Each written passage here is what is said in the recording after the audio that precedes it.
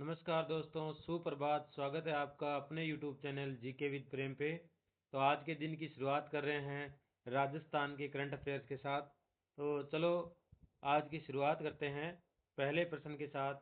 Rajasthan current affairs का आज का जो पहला प्रश्न है वो है कि राजस्थान में खनिजों की खोज के लिए आर्टिफिशियल इंटेलिजेंस (AI) का उपयोग पायलट प्रोजेक्ट के तहत किन जिलों में शुरू किया जाएगा।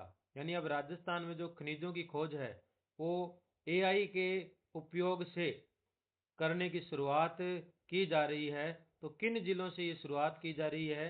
चार ऑप्शन आपके सामने है। पहला है भीलवाड़ा, दूसरा है भरतपुर, तीसरा है चित्तौड़गढ़ और चौथा है उपरोक्त सभी। तो राजस्थान में AI से खनिजों की खोज की शुरुआत इन तीनों जिलों से की जा रही है, भीलवाड़ा, भरतपुर और चित्तौड़गढ़। अब इस AI के जरिए जो खनिज की गुणवत्ता है उसका अनुमान आसानी से लगाया जा सकेगा। तो आज के करंट अफेयर्स का अगला प्रश्न है, हाल ही में धरती आभा जनजाति ग्राम अभियान की शुरुआत कहां से की गई है? अभियान का नाम क्या है?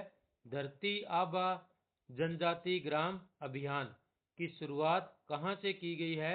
चार ऑप्शन है, जयपुर, बारां, चित्तौड़गढ़, उदयपुर। तो ये शुरुआत हुई है उदयपुर जिले से। तो आइए इसकी बात करते हैं कि धरती आभा जो जनजाति ग्राम अभियान है ये 15 जून 2025 से शुरू हुआ है। शुरू कब से हुआ ये? 15 जून 2025 से। कहां से हुआ?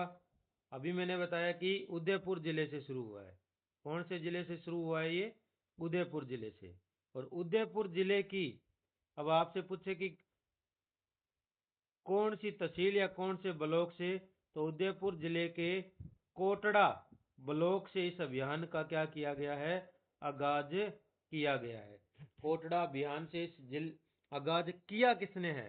तो राजस्थान जनजाति विकास मंत्री, जनजाति विकास मंत्री कौन है अभी वर्तमान में जनजाति विकास मंत्री? बाबूलाल खेराड़ी। कौन है? बाबूलाल खेराड़ी। और बाबूलाल खेराड़ी ने इस अभियान की शुरुआत उदयपुर जिले के कोटड़ा ब्लॉक से की है। और इन्होंने बताया कि राज्य के 37 जिलों में, कितने जिलों में? राज्य के 37 जिलों के 207 ब्लॉकों में। जिले तो कितने हो गए? 37। ब्लॉक कितने हैं? 207 ब्लॉक के 6019 गांवों में इसकी क्या की जाएगी? शुरुआत की जाएगी। और लक्ष्य है इनके मध्य शिक्षा, स्वास्थ्य और जो आजीविका के साधन हैं इनके मध्य जो अंतराल है उसको कम करने का क्या है? लक्ष्य है। इन गांवों को विकसित करने का क्या रखा गया है? लक्ष्य रखा गया है। तो धरती आभा जनजाति ग्राम अभियान शुरू कब होता है? 15 जून 2025 को। कहां से, कौन से जिले से होता है? उदयपुर से। उदयपुर के कौन से? कोटड़ा ब्लॉक से इसकी क्या होती है? शुरुआत होती है। शुरुआत कर कौन रहा है? जनजाति विकास मंत्री बाबूलाल जी खेराड़ी कर रहे हैं। कितने जिलों में शुरू होगा? राज्य के 37 जिलों के कितने ब्लॉकों में?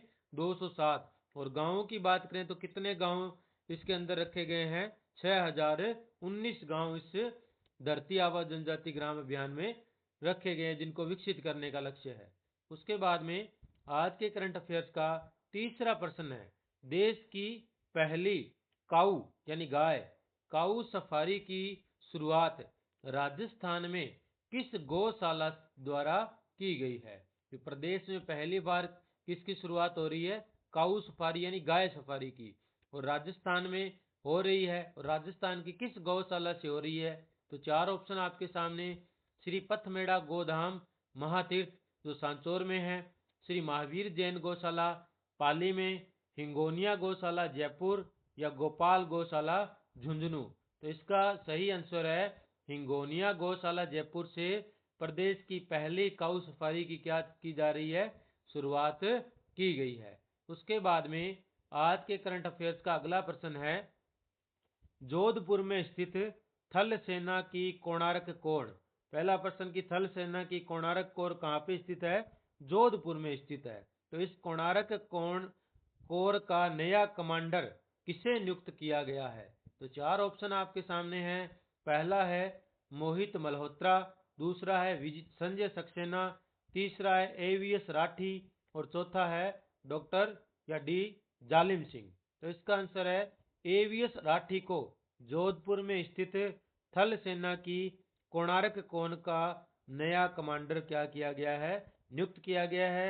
और ये कोणार्क कोर के 28वें कमांडर है और मोहित मल्होत्रा ने इन्हें कार्य ग्रहण करवाया है। किसने करवाया है?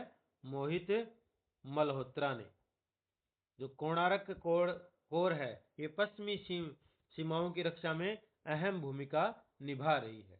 उसके बाद में आज के करंट अफेयर्स का अगला प्रश्न है, ब्राजील में होने वाली विश्व वुशु चैंपियनशिप में कोटा की महक कहाँ की है? कोटा की किस भार वर्ग में भारत का प्रतिनिधित्व करेगी? सबसे पहले विश्व वुशु चैंपियनशिप कहाँ पे होगी? ब्राजील में। और राजस्थान से भारत का प्रतिनिधित्व कौन कर रही है? महक कहाँ की निवासी है? कोटा की। और पूछ ले महक का संबंध किस खेल से है? तो वुशु से। किस भार वर्ग में कर रही है? तो चार ऑप्शन आपके सामने, ए 57 किलो, बी 75 किलो, सी 55 किलो और डी 45 किलो। तो 75 किलोग्राम भार वर्ग में महक भारत का प्रतिनिधित्व करेगी ब्राजील में।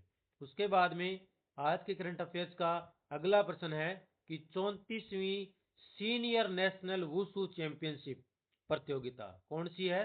34वीं सीनियर नेशनल वुशु चैंपियनशिप प्रतियोगिता में राजस्थान के आनंद सैनी ने कौन सा पदक जीता है? तो चार ऑप्शन आपके सामने, स्वर्ण पदक, रजत पदक, कांस्य पदक या तीनों। तो आनंद सैनी ने जीता है रजत पदक। कौन सा पदक जीता है? रजत पदक। अब ये 34वीं सीनियर नेशनल वुशु चैंपियनशिप का आयोजन कहाँ किया जा रहा है? तो ये आयोजन किया जा रहा है पिंक सिटी जयपुर में। कहाँ पे आयोजन हो रहा है? पिंक सिटी जयपुर में। और आनंद सैनी ने नन दाओ, ये एक प्रतियोगिता होती है वुशु में, नन दाओ प्रतियोगिता में कौन सा पदक जीता है? रजत पदक। इससे पहले इन्होंने इसी प्रतियोगिता में एक दिन पहले कांस्य पदक जीता था। सोमवार को कौन सा पदक जीता था? कांस्य पदक जीता था। राजस्थान वुशु के अध्यक्ष दो हैं। राजस्थान वुशु के अध्यक्ष कौन है? तो हीरानंद कटारिया। कौन है? हीरानंद कटारिया राजस्थान वुशु के क्या है? अध्यक्ष हैं। तो 34वीं सीनियर नेशनल वुशु चैंपियनशिप कहाँ पे हो रही है? जयपुर में हो रही है। तो आनंद सैनी ने कौन सा पदक जीता है? रजत। किस स्पर्धा में? नन दाओ में। इससे पहले इन्होंने यहाँ पे एक कांस्य पदक भी जीता था। और राजस्थान वुशु के अध्यक्ष कौन है? हीरानंद कटारिया इसके क्या है? अध्यक्ष हैं। तो आज के करंट अफेयर्स में इतना ही। वीडियो अच्छा लगे तो लाइक करें, कमेंट करें और ज़्यादा से ज़्यादा अपने दोस्तों के साथ क्या करें? शेयर करें। धन्यवाद।